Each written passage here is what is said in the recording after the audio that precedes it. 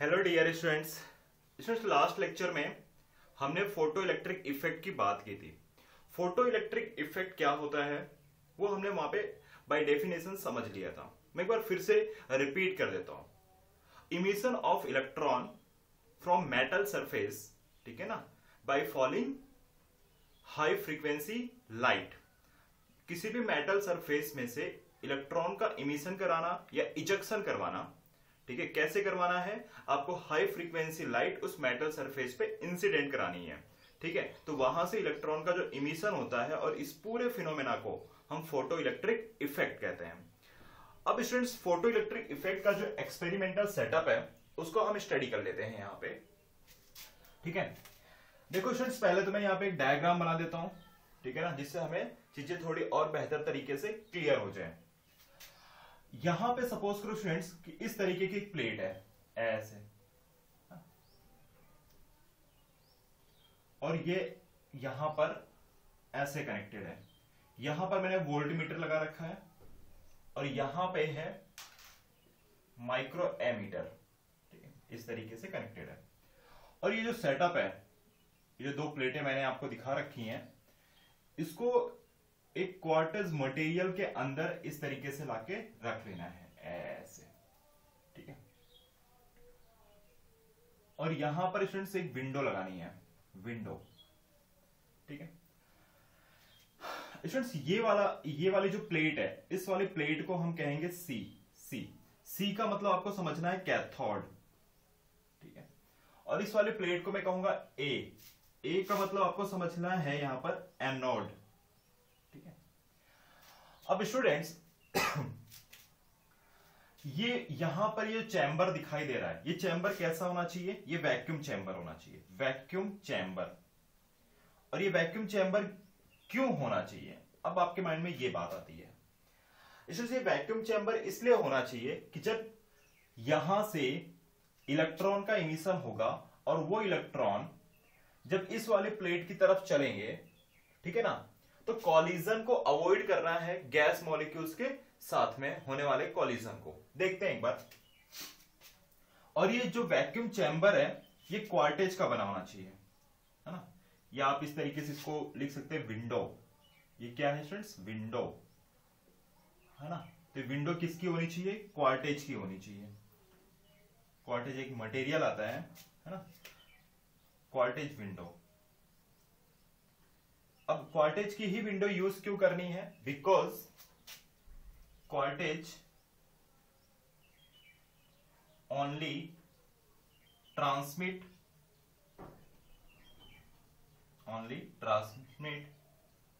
UV light, ठीक है। क्वार्टेज window जो होगी वो सिर्फ और सिर्फ कौन सी लाइट को ट्रांसमिट करती है, यूवी लाइट, यानी कि अल्ट्रावायलेट लाइट। अगर स्टूडेंट्स आपने ग्लास को यूज किया होता, ग्लास विंडो होती है यहां पे, ठीक है, तो ग्लास विंडो का काम क्या होता है, ग्लास विंडो, या लिख सकते हैं glass only transmit visible light and infrared light,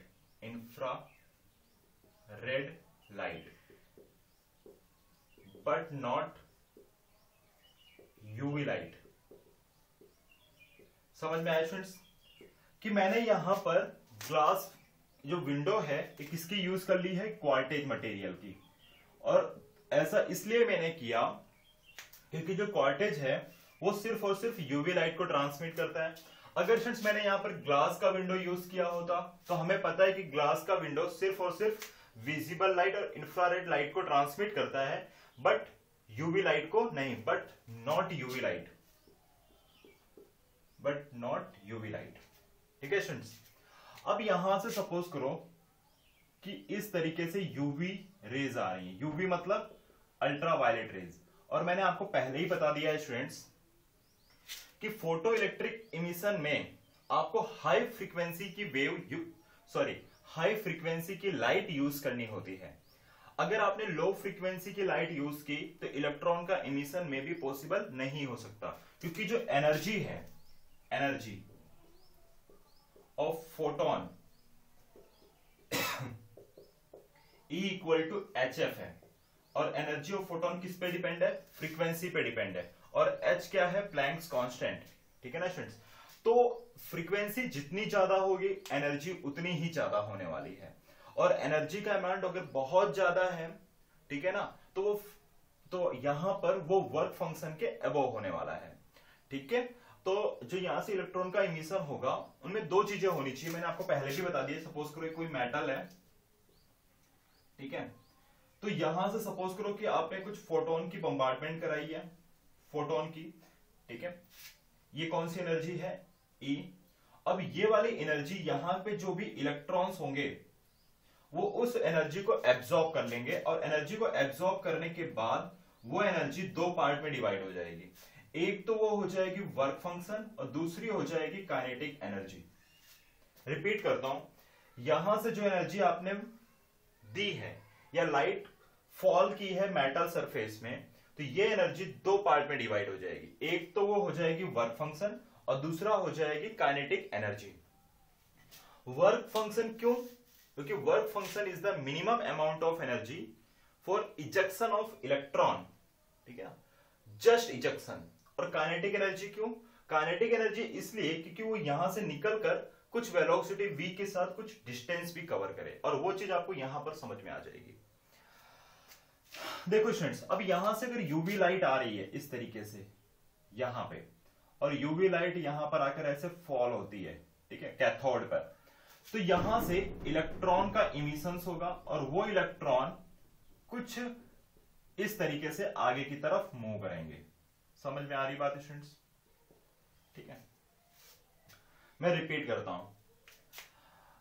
अब देखिए ध्यान से, यूवी लाइट जब कैथोड पर आकर गिरती है तो कैथोड से क्या हुआ? इलेक्ट्रॉन का इमिशन हुआ, यानी यहां पर आपको ध्यान रखना है, इलेक्ट्रॉन इज इमिटेड। इसके लिए इसको इमीटर भी कह सकते हैं, ठीक है। और कैथोड, कैथोड क्या कर रहा है स्टूडेंट्स? कैथोड कलेक्ट कर रहा है, कलेक्ट द इलेक्ट्रॉन। इसके लिए इसको आप कलेक्टर भी कह सकते हो, ठीक है ना, इसको आप कलेक्टर भी कह सकते हो। किसको? एनोड को। और ये कैथोड और एनोड। अब स्टूडेंट्स होता क्या है कि यहां पे अगर सपोज कर लो कि यहां वैक्यूम चैम्बर नहीं होता, यहां पर कुछ, अगर ये वैक्यूम चैम्बर नहीं होता तो एयर के कुछ मॉलिक्यूल्स होते हैं, और वो एयर के मॉलिक्यूल्स इस इलेक्ट्रॉन के कंपेयर में काफी बड़े होते हैं। तो जब एयर के मॉलिक्यूल्स इस इलेक्ट्रॉन के साथ कोलाइड करते, तो हो सकता है कि ये वाले इलेक्ट्रॉन एनोड तक पहुंचे ही नहीं। अगर ये इलेक्ट्रॉन एनोड तक नहीं पहुंचेंगे तो सर्किट में करंट पास नहीं होगी। आप समझ रहे ना बात को? इसके लिए चैम्बर कैसा रखा गया है? ये वैक्यूम चैम्बर रखा गया, due to avoid collision between air molecules and electron, ठीक है ना। कॉलिजन की वजह से हो सकता है कि जो इलेक्ट्रॉन है अपनी एनर्जी को लॉस कर दें और वो एनोड तक ना पहुंचे। इसके लिए यहां का जो चैम्बर है स्टूडेंट्स, वो हमने वैक्यूम चैम्बर बना लिया है। अब स्टूडेंट्स, जो इलेक्ट्रॉन कैथोड से इमिट होते हैं उन्हें हम फोटो इलेक्ट्रॉन कहते हैं, और एनोड पर, सॉरी, ये सभी इलेक्ट्रॉन एनोड पर जाकर कलेक्ट होते हैं, और ये स्टूडेंट्स मैंने सर्किट को क्लोज कर दिया है। तो ये इलेक्ट्रॉन इस एनोड पर कलेक्ट होने के बाद इस वायर के थ्रू वापस फिर से कहां पर आ जाते हैं? कैथोड पर आ जाते हैं, और इस तरीके से ये इलेक्ट्रॉन का फ्लो कंटिन्यू रहता है। तो अगर ये सर्किट क्लोज है, इलेक्ट्रॉन कंटिन्यू फ्लो हो रहे हैं, तो उसको हम कहेंगे फोटो करंट। मैंने डेफिनेशन आपको लास्ट लेक्चर में लिखा दी थी कि current carrying by photo electron, that is called photo electric current या फोटो करंट। ठीक है स्टूडेंट्स, अब एक चीज यहां पर समझने वाली है कि मुझे यहां पर पास होने वाली जो फोटो करंट है, फोटो करंट, अब उसको कंट्रोल कैसे करना है? How to control the photo electric current. मतलब मुझे अगर सपोज करो फोटो इलेक्ट्रिक करंट को इंक्रीज करना है, डिक्रीज करना है, स्टॉप कराना है, या उसके अमाउंट में कुछ वेरिएशन लेकर आना है, तो उसके लिए हमें क्या करना चाहिए? तो स्टूडेंट्स उसके लिए मैं क्या करूंगा, यहां पर मैं एक रिहोस्टेट यूज कर लूंगा। रिहोस्टेट होता है आपका वेरिएबल रेजिस्टेंस, ठीक है, और साथ में एक बैटरी यूज कर लूंगा मैं, ठीक है, साथ में मैं एक बैटरी यूज कर लूंगा मैं इस तरीके से। ये हो जाएगी आपकी बैटरी, ध्यान से देख लीजिएगा, और ये हो जाएगा आपका रिहोस्टेट, ठीक है। तो मैं यहां पे लिख देता हूं battery and rheostat are used to control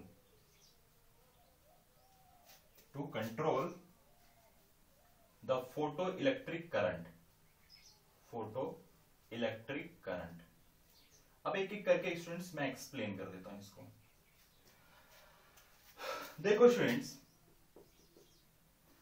ध्यान से कि अब यहां से सपोज करो कि इलेक्ट्रॉन का इमिशन हो चुका है। अगर स्टूडेंट्स मैं मैं इस तरीके से लिखता हूं, positive terminal of battery is connected to the positive terminal of the battery is connected to the anode with respect to cathode, ठीक है। अब स्टूडेंट्स क्या हुआ, मैंने इसका पॉजिटिव टर्मिनल एनोड से कनेक्ट कर दिया और नेगेटिव टर्मिनल कैथोड से कनेक्ट कर दिया। तो स्टूडेंट्स अब देखो ध्यान से, जब बैटरी का पॉजिटिव टर्मिनल यहां पर कनेक्टेड है, अब इलेक्ट्रोस्टैटिक का एक लॉ याद करिए। इलेक्ट्रोस्टैटिक में आपसे यह कहा गया है कि लाइक चार्ज क्या करते हैं स्टूडेंट्स, रिपेल करते हैं, और अनलाइक चार्ज क्या करते हैं, अनलाइक चार्ज वो अट्रैक्ट करते हैं, ठीक है ना। तो यहां से जो इलेक्ट्रॉन है, ध्यान से सुनिएगा, यहां से जो इलेक्ट्रॉन है तो ये नेगेटिव और कैथोड की प्लेट नेगेटिव, क्योंकि बैटरी का नेगेटिव टर्मिनल मैंने किससे कनेक्ट कर दिया, कैथोड से। तो कैथोड पर जो इलेक्ट्रॉन होंगे और बैटरी का जो नेगेटिव टर्मिनल है, तो इलेक्ट्रॉन भी नेगेटिव है और ये भी नेगेटिव टर्मिनल है, तो उनके बिटवीन में क्या होने वाला है, रिपल्सन। तो कुछ फोर्स इलेक्ट्रॉन पे यहां से निकलने के लिए लगेगा, तो यहां से इलेक्ट्रॉन के ऊपर रिपल्सन फोर्स लगेगा, तो वो तेजी से बाहर की ओर भागेंगे। और बैटरी एनोड कैसा है, बैटरी के पॉजिटिव टर्मिनल से कनेक्टेड है, तो एनोड भी पॉजिटिव हो गया। तो इन नेगेटिव इलेक्ट्रॉन को ये जो एनोड है ये पॉजिटिव है, ये नेगेटिव और ये पॉजिटिव, तो वो क्या करेगा, इन इलेक्ट्रॉन को अट्रैक्ट करेगा। तो यहां पे नंबर्स ऑफ इलेक्ट्रॉन या इलेक्ट्रॉन की जो काइनेटिक एनर्जी है वो बढ़ जाएगी, और साथ में इलेक्ट्रॉन का इमिशन बढ़ जाएगा। अगर इलेक्ट्रॉन का इमिशन बढ़ गया है तो फोटो इलेक्ट्रिक करंट बढ़ जाएगी, यानी इस केस में फोटो इलेक्ट्रिक करंट इंक्रीज हो जाएगी, है ना। आपको ध्यान रखना है, फोटो इलेक्ट्रॉन अगर इंक्रीज होंगे तो फोटो इलेक्ट्रिक करंट भी इंक्रीज हो जाएगी, ठीक है।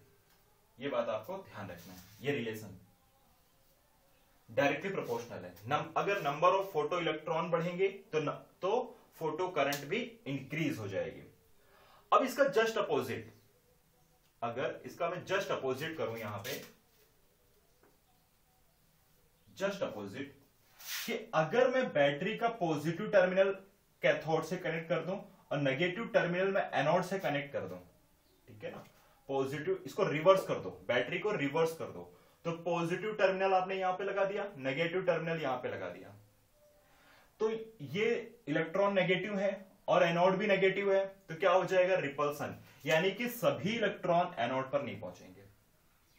और यहां से इलेक्ट्रॉन और ये वाली जो प्लेट है ये पॉजिटिव हो गई, तो उनमें क्या हो जाएगा, अट्रैक्शन, यानी यहां से हो सकता है कि इलेक्ट्रॉन का इमिशन हो, लेकिन सभी इलेक्ट्रॉन एनोड पर नहीं पहुंचेंगे। उससे क्या होगा, इलेक्ट्रिक करंट डिक्रीज होने लग जाएगी, लेकिन नंबर ऑफ फोटो इलेक्ट्रॉन अगर डिक्रीज हुए तो फोटो करंट का अमाउंट भी डिक्रीज हो जाएगा। तो ये था आपका एक्सपेरिमेंटल सेटअप। ठीक है, तो इसे आप अच्छे से नोट कर लीजिए और फिर आगे मैं आपको ग्राफ से एक्सप्लेन करता हूं experiment setup of photo electric effect को। ठीक है, तो आप इस सेटअप को ड्रॉ कर लीजिए और कुछ मैंने बेसिक बातें यहां पर बताई हैं उन्हें भी आप नोट कर लो। ओके,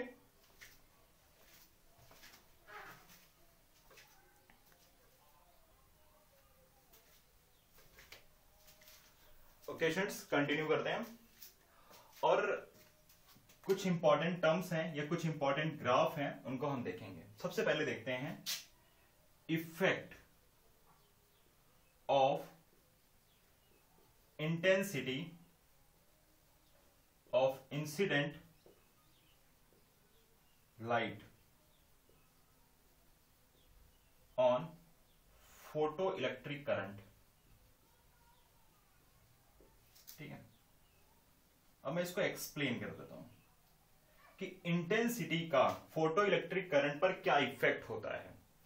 स्टूडेंट्स देखो, अगर लाइट की इंटेंसिटी ज्यादा होगी, इंटेंसिटी ऑफ लाइट अगर आप इंक्रीज करते हो, ठीक है, तो number of photo electron increase हो जाएंगे।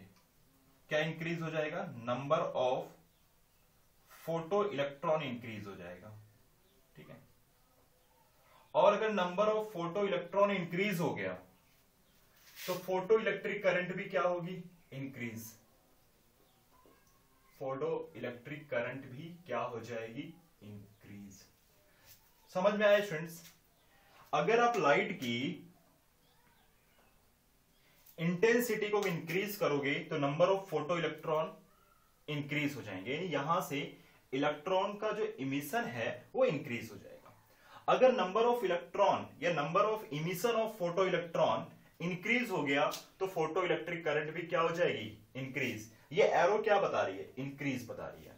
ठीक है, इस एरो का मतलब आपको क्या समझना है? इस एरो का मतलब आपको यह समझना है कि मैं इंक्रीज की बात कर रहा हूं। ठीक है, इसका मतलब यह हुआ कि photo electric current is depend on intensity of light. Photo electric current depends on intensity of light. ठीक है, photo electric current depends on intensity of light. Students, इसी स्टेटमेंट को मैं थोड़ा सा आगे और क्लियर कर देता हूं। अगर मान लीजिए for a fixed frequency,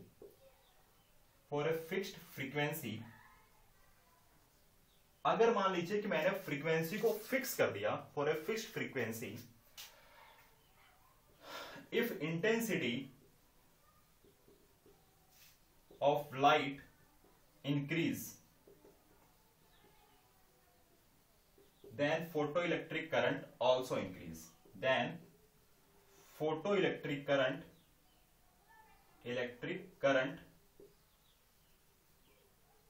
also increased. ठीक है, क्या आपको क्लियर हुआ?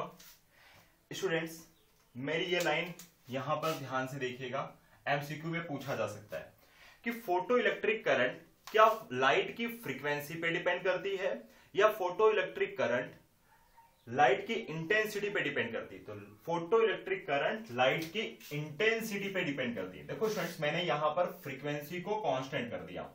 क्या लिखा मैंने? For a fixed frequency if intensity of light is increase then photo electric current is also increase. इस लाइन का क्या मतलब हुआ कि जो फोटो इलेक्ट्रिक करंट है ना वो फ्रीक्वेंसी पे डिपेंड नहीं है, photo electric current intensity of light पे डिपेंड है। तो अगर मैं यहां पे ग्राफ को प्लॉट करूं, ठीक है ना, आई फॉर इलेक्ट्रिक करंट और इंटेंसिटी जिसको मैं यहां पर स्टूडेंट्स एल से रिप्रेजेंट कर देता हूं, इसके साथ में जो ग्राफ होगा स्टूडेंट्स वो लीनियरली ग्राफ होगा। करंट का एक्चुअली यहां पर ज्यादा करंट नहीं होगी, करंट होगी माइक्रो एम्पियर में। तो जो इलेक्ट्रिक करंट है और इंटेंसिटी के बिटवीन में अगर आप ग्राफ को ड्रॉ करोगे तो ग्राफ कैसे इंक्रीज होगा? लिनियरली इंक्रीज होगा। कंडीशंस आपको ध्यान रखना है फॉर ए फिक्स्ड फ्रीक्वेंसी। ठीक है, तो स्टूडेंट्स इससे भी आप नोट करो, फिर आगे हम कंटिन्यू करते हैं।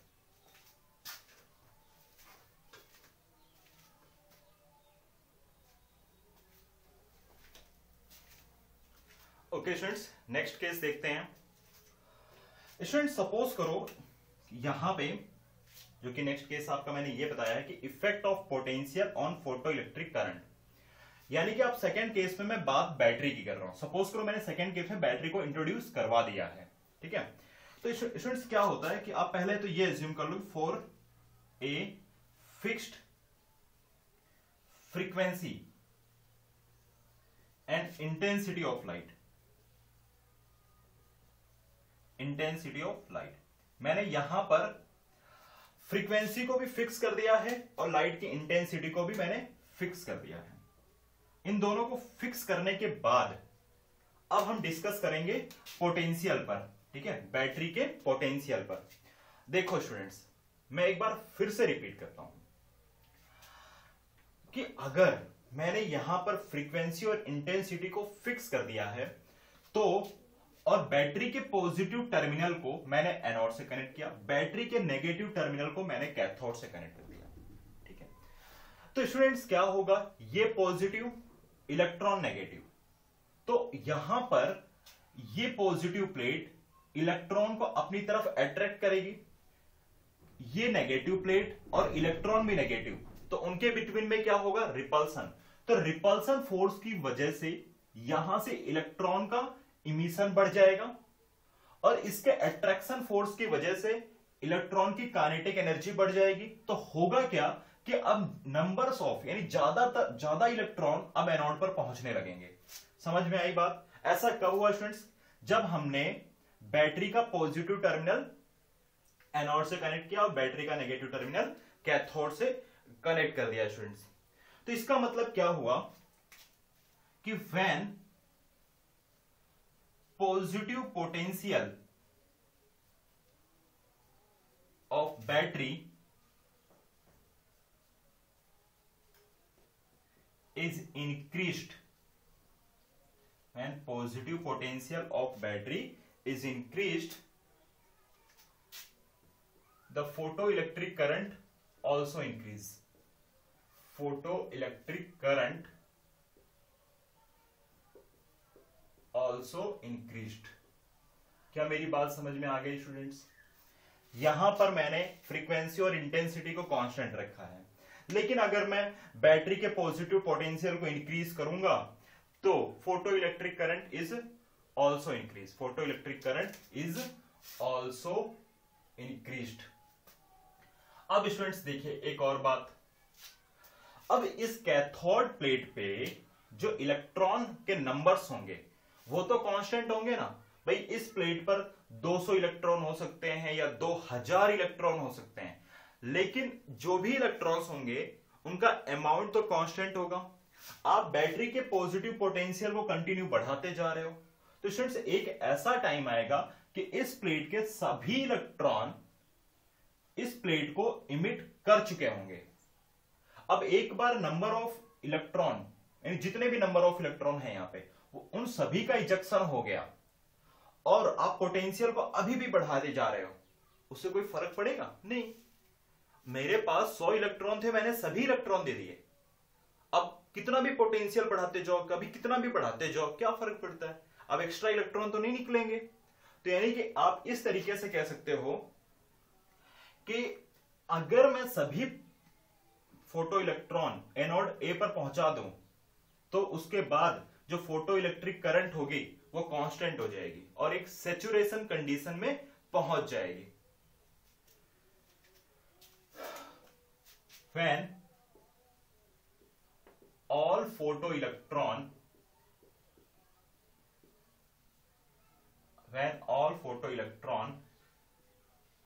reach the anode, reach at anode,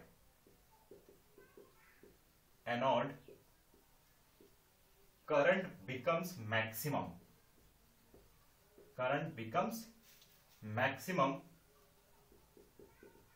समझ में आई बात स्टूडेंट्स? करंट क्या हो जाएगी, मैक्सिमम हो जाएगी, और उसको हम कहेंगे and is known as saturation current, ठीक है। क्लियर हो गया ये आप लोगों को? अब स्टूडेंट्स एक और बात, अगर मैं यहां पर पोटेंशियल को डिक्रीज करूं और डिक्रीज करते करते मैं जीरो कर दूं, ठीक है, when we decrease the potential, अभी तक हमने बात इंक्रीज की थी, when we decrease the potential of battery, potential of battery and becomes zero,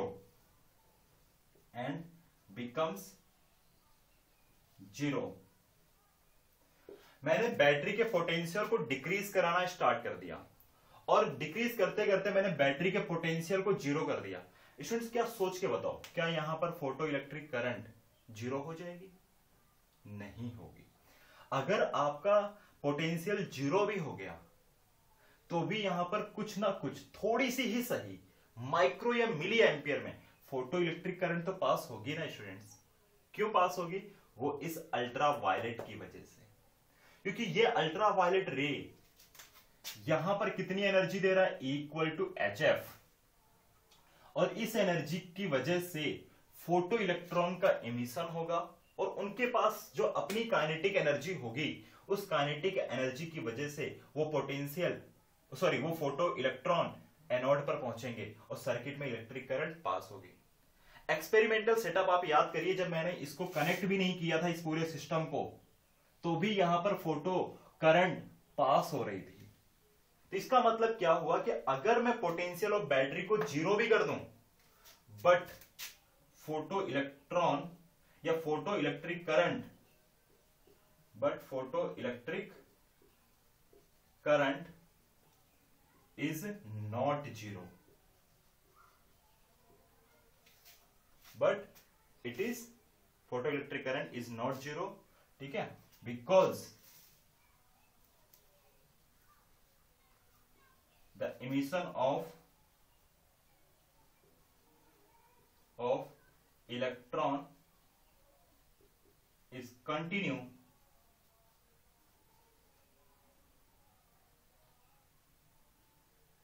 by energy of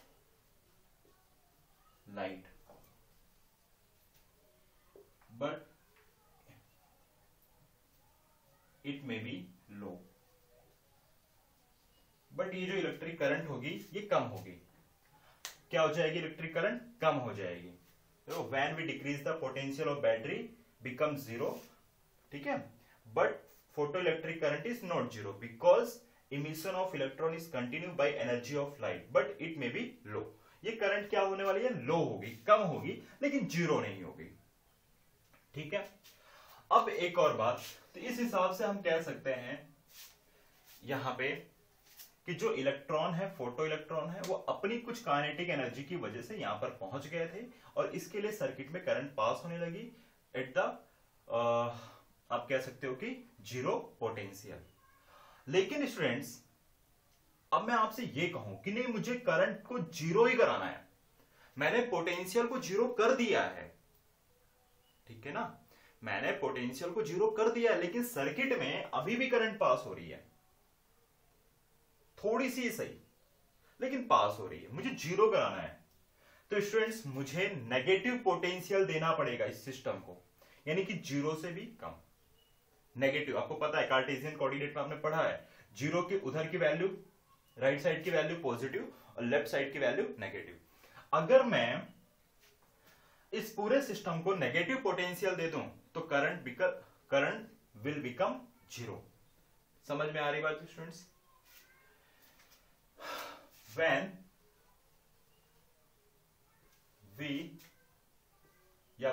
battery is supplied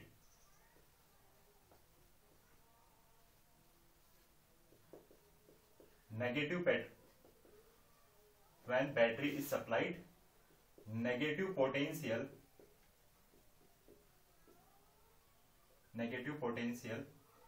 then photoelectric current becomes zero, photoelectric current becomes zero। अब आई बात समझ में students, photo electric current zero हो जाएगी जब आप negative potential supply करोगे, when battery is supplied negative potential, then photoelectric current becomes 0. ठीक है, अगर पोटेंशियल की वैल्यू 0 है तो फोटो इलेक्ट्रिक करंट 0 नहीं होगी। अगर आप नेगेटिव पोटेंशियल सप्लाई करने लग जाओगे, ठीक है ना, तो फोटो इलेक्ट्रिक करंट 0 हो जाएगी। और नेगेटिव पोटेंशियल का मतलब क्या होता है, बैटरी का पॉजिटिव टर्मिनल यहां पर कर दो और नेगेटिव टर्मिनल, मतलब ये जो टर्मिनल है ना, इनको एक्सचेंज कर दो। नेगेटिव पोटेंशियल तभी सप्लाई कर पाओगे आप जब कैथोड को पॉजिटिव टर्मिनल से कनेक्ट कर दो और एनोड को नेगेटिव टर्मिनल से कनेक्ट कर दो। तो उसका मतलब होता है कि नेगेटिव पोटेंशियल आपने दे दिया। ठीक है, मैं यहां पे एक ब्रैकेट में लिख देता हूं,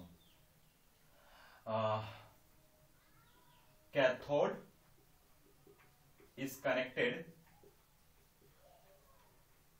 positive terminal of battery, cathode is connected positive terminal of battery with respect to anode। और ये जो केस होता है इसी को हम कहते हैं नेगेटिव पोटेंशियल को सप्लाई करने का केस। तो स्टूडेंट्स आप इसे इतना नोट करो, फिर मैं कुछ और स्टेप्स और ग्राफ आपके सामने एक्सप्लेन करता हूं, आप इसे नोट कर लीजिए। ठीक है,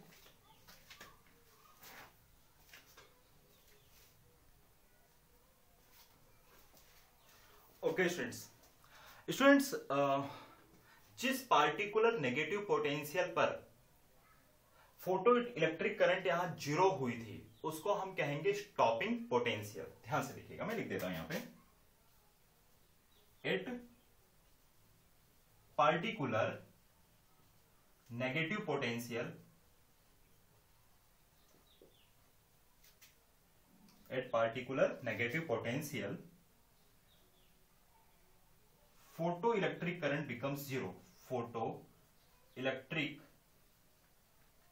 current becomes 0। ठीक है ना, is called stopping potential, is called stopping potential। ठीक है स्टूडेंट्स,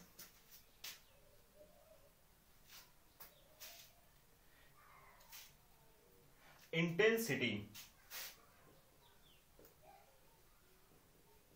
of incident light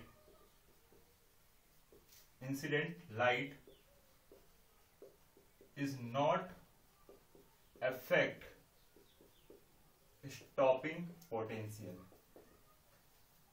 ये बात आपको ध्यान में रखनी है, intensity of incident light is not affect stopping potential।